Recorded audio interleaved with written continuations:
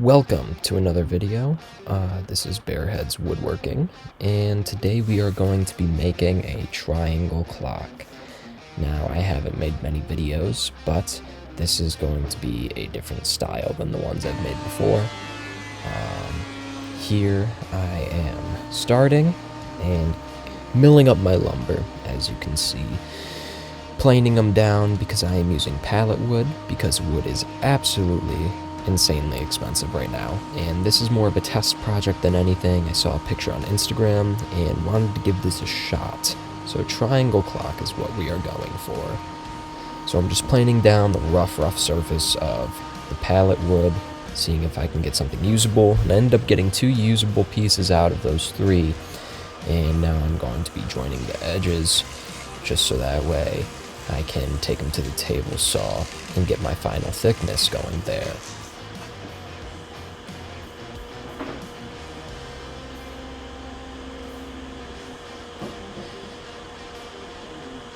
As you can see, I am no master of the joiner, but I am trying to get better. I'm trying to get a little bit more fluent with it as I run my pieces through.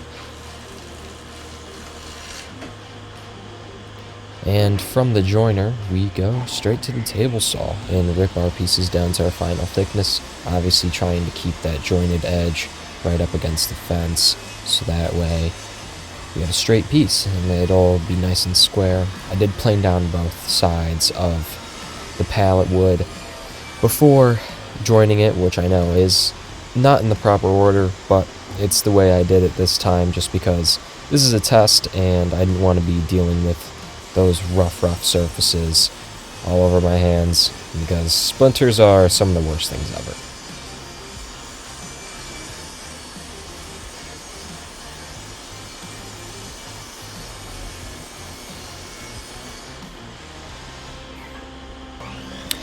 From the table saw, we go directly to the chop saw. I am cutting all of my pieces down into 14 inches in length. I'm going to hopefully end up with a triangle that is 14 by 14 by 14. That doesn't end up happening because this is a test. Here I realized, wow, I should have either ripped them a lot smaller or I shouldn't have ripped them at all.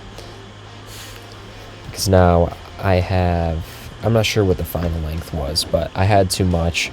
With 4 pieces, I had 13, so I rip one of the worst pieces I pick out, and I rip that into 2 half-inch strips to add on to the ends, which is fine.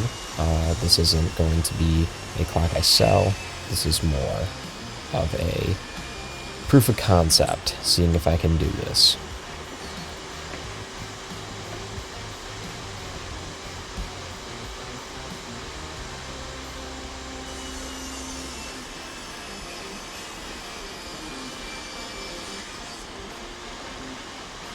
Now that we have those 2 pieces ripped, we are going to go straight into the glue up, and keep in mind these aren't perfectly milled boards.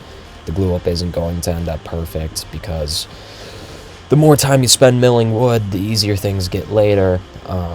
That's something I've always learned, and I did rush through the milling process, so it's not going to end up perfect, and I know that. But once again, we're not too worried. We're just chilling. We're just making a clock into a triangle and seeing what we can do with it. So let's glue up some boards. Because who cares if they're square? They're gonna stick together anyway. It's no big deal. Worst comes to worst, we throw some pocket holes in there. That's what everyone loves. Some good old pocket holes on the back of a clock. Nothing better.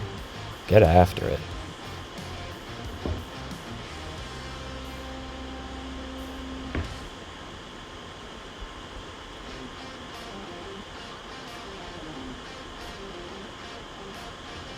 And then my idiot self decided to throw that piece straight onto my workbench. Now I got a big glue mark there.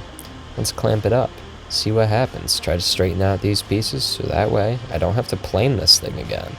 'Cause God, I'm sick of the planer. I hate the planer. Always getting sniped. run pallet wood through there, you'll get chips spitting right back out at you because pallet wood's garbage and I hate working with it. But my main clientele loves pallet wood, unfortunately.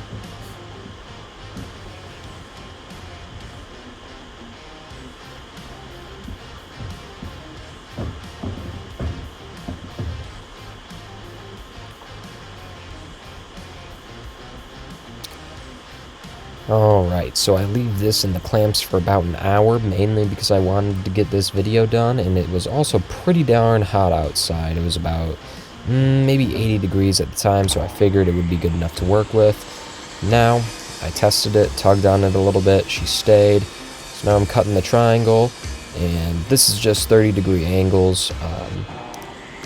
I'm going to pretend like I only made 2 cuts, and it was perfect, but I ended up making about maybe 3 on each side. I kind of snuck up on it.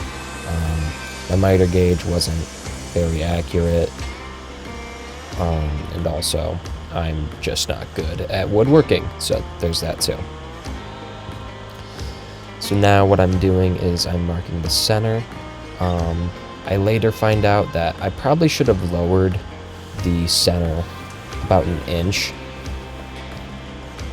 so that way the clock hands looked more proportional. It's a 14-inch clock. I marked it at 7. I should have probably marked it at maybe 7.5, maybe 8. I don't know. I'll do more testing with that in the future. And here I'm just doing a quick little dry fit to see if everything looks good. And it doesn't. But there's nothing we can do about that. Just lower the hands. I think I should definitely lower them at least a ½ inch.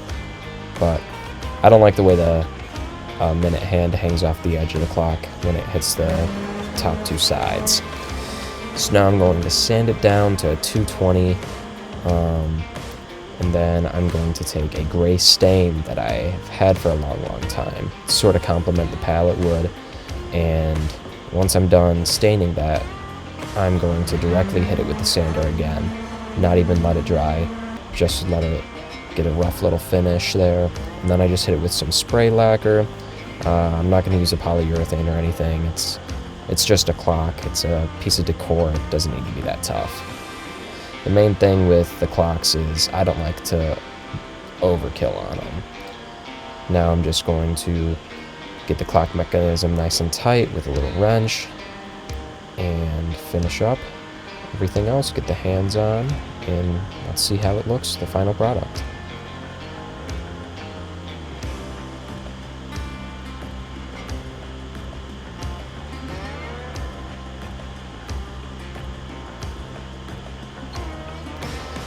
So here it is, the triangle clock. I think it looks pretty decent, and it took about 45 minutes total to build. It was very, very simple, minus glue dry time, but yeah, I like it. Hope you do too.